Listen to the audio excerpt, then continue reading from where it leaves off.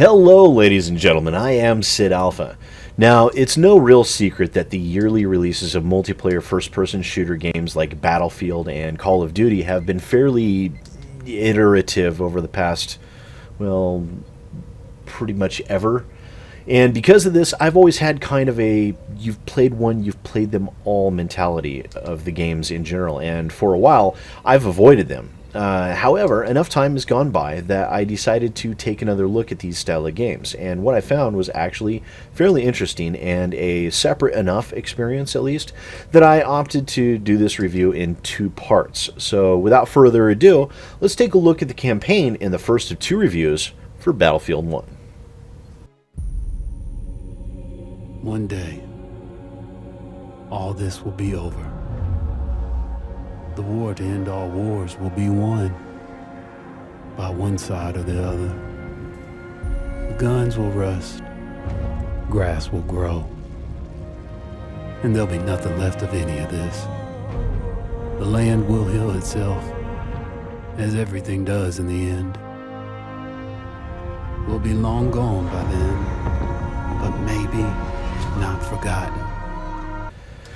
Now, Battlefield 1 relates its story mode through a series of 6 war stories, each taking place in different theaters of conflict, featuring wildly different characters, scenery, and in some instances, gameplay mechanics. And these stories were clearly intended to relate the emotional turmoil that war can invoke. And hell, when you first launch the game, it drops you right into combat in a meat grinder. And that shows off the majority of the basic controls and schemes of the game while you try to not die. And right off the bat, I noticed that while DICE did its best to capture the look of World War I, it definitely made a lot of concessions that really destroyed any ability to make the game feel like World War I. But we'll get into the mechanics in a bit. Let's take a look first at the war stories. And my apologies in advance. It seems the game's many glitches somehow managed to break all the audio in my recordings, so I'll be limiting this to cover only specific cutscenes and everything like that, because I have to go back through in here and basically replay everything. So that's 7 hours of redoing the campaign just for this review, just because I love you guys so much. So the first war story we have features Edwards, a chauffeur turned tank driver for the Mark V tank Black Bess. Grab those, would you? Come and meet Big Bess. Woman of your dreams.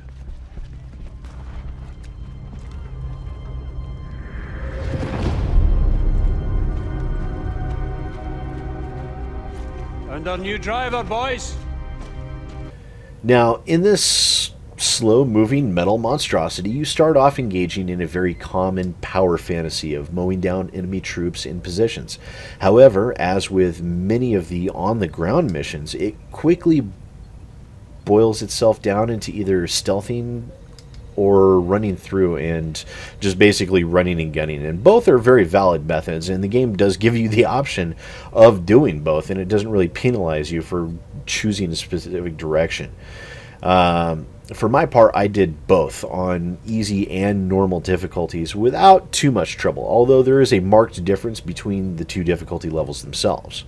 Now, what happens is the Bess gets tasked with going deep behind enemy lines in order to assault a village called Cambrai.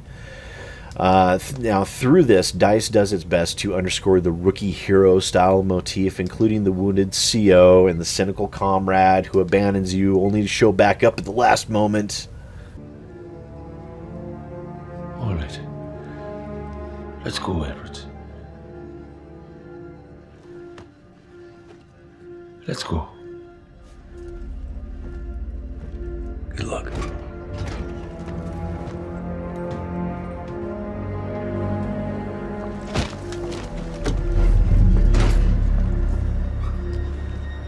Come over here. That tank is going nowhere and he'll be dead by morning. We're fucked. What's it, you? You're just gonna abandon the mission, are you? Don't you get it? Finch, Pritchard, all of us. We've been fucked all along. Look, if that's what you want, McManus, then just go. Don't you ever talk to me like that. I've ran more fucking missions than you have had hot dinner, son. McManus, just fucking go. Now, this actually underscores a basic theme that spreads through the war stories as a whole, which is tropes. Now, all of them fall along very well-known stereotypes and offer no real originality or... Now, of course, I do understand how hard it is to be original when dealing with a war story, especially. I mean, war is one of the most common forms of fictional and non-fictional narrative in existence. However, I was still left feeling completely unmoved by the characters' plight, and I never really felt invested or engaged with any of them, with the exception of probably the plucky rogue ace fighter pilot would have been the most relatable character to me. Now, I felt that for a short story, it did have well-developed characters and a, well, not original, at least interesting story arc. I mean, hell, I even found the old Aussie to be interesting as well, but then we had the other war stories that just weren't up to par. The guy who walks up the side of the mountain with a metal suit of armor who's pretty much invulnerable.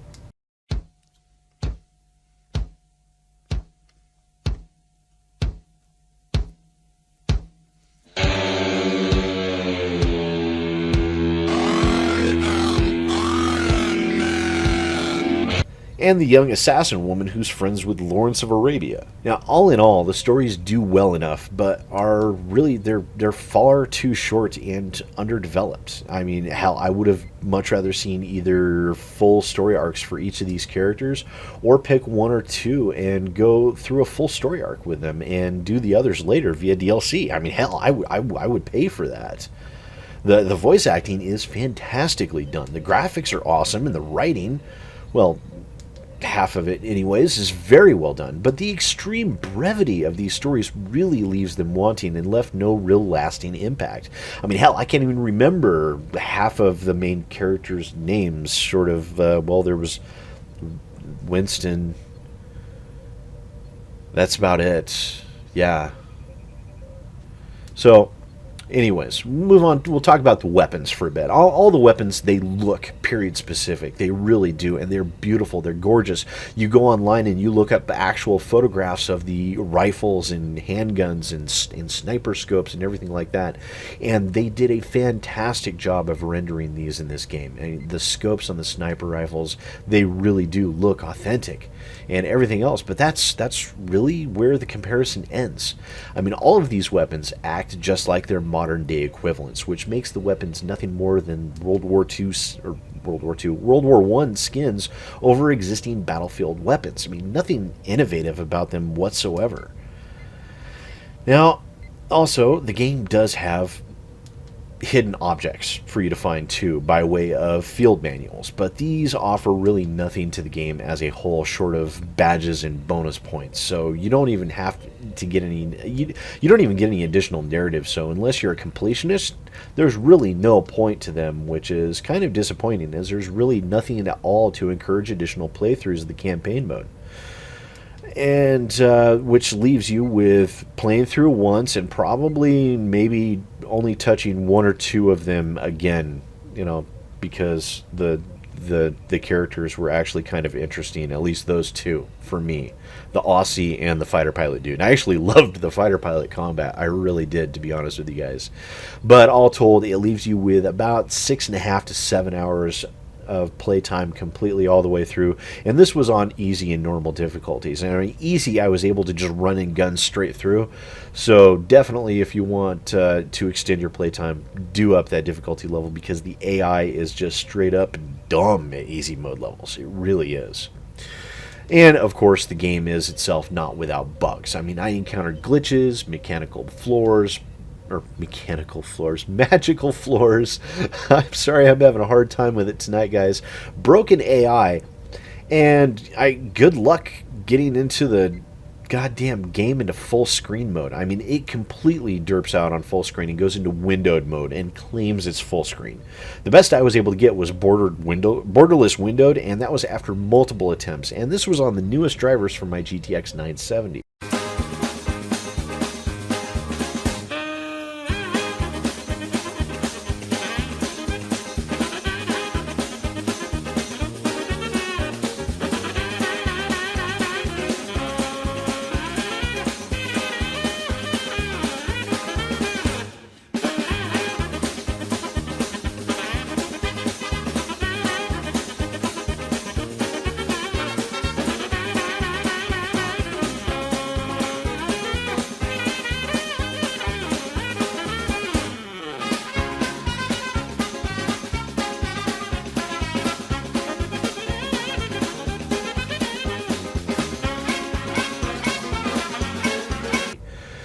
So after all that, I rate Battlefield 1 the campaign mode. Remember, this is the campaign mode only. This has nothing to do with multiplayer.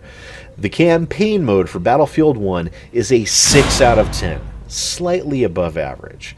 Beautiful, but ultimately short and forgettable, coupled with far too many bugs. I mean, the campaign mode did not impress me enough to warrant anything more than a meh. And it was a decent effort, and better than other story modes that I've seen for these type of games, but the game does not do World War I justice, nor does it do its own characters justice. Perhaps one of these days we'll get a Battlefield game with a decent story arc again, but unfortunately, Battlefield 1 is not it.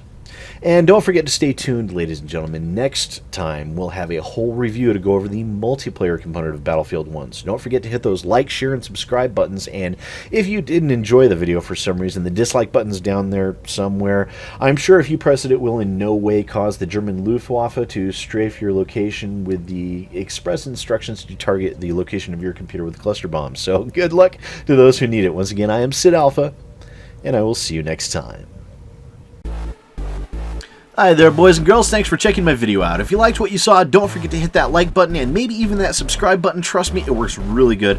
Don't forget to share with your friends, and if you're interested in following me on Twitter and Facebook, the links for that are in the description down below. I also have a Patreon if you're interested in helping to support the growth of my channel, and the link for that is down below as well. And once again, thanks for watching and supporting my channel, guys. I really appreciate it.